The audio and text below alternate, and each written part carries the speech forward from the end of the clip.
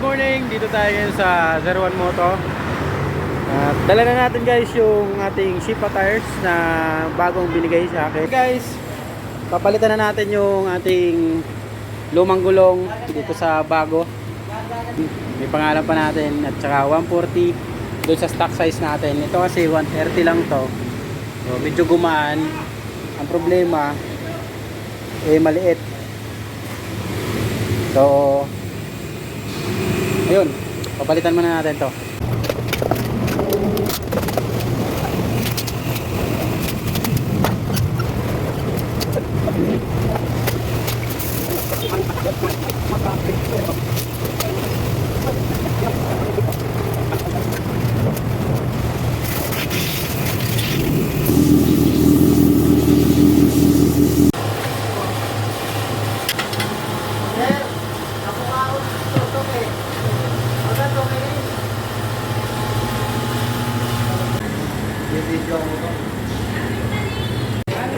Ayan guys, kinakabit na namin yung bago nating Shipa, bago nating gulong.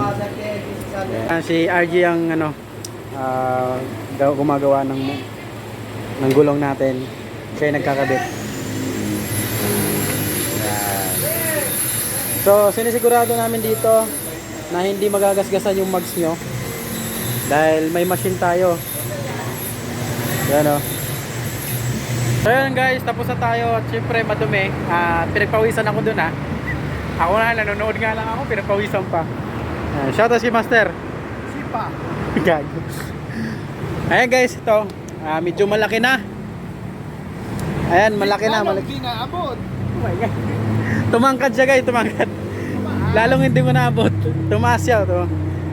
Lalong hindi ko natuloy abot ngayon. Ayan, shoutout kay Shipa at maraming salamat. Shipa tires.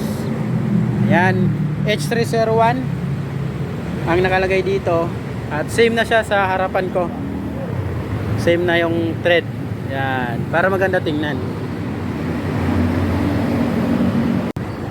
So yun, syempre sa Shipa tires, ang ibibigay sa'yo pag bumili ka ng gulong doon, ibibigay sa'yo yung pinakabago. Kasi tingnan nyo. Ayan. Kung nakikita nyo guys, 39 weeks 2023. So bago lang, di ba? So bago lang siya. At actually bago lang na model to ng Shipa tire. Kaya yan ang binigay sa atin dahil ito yung request ko para same na sa harap.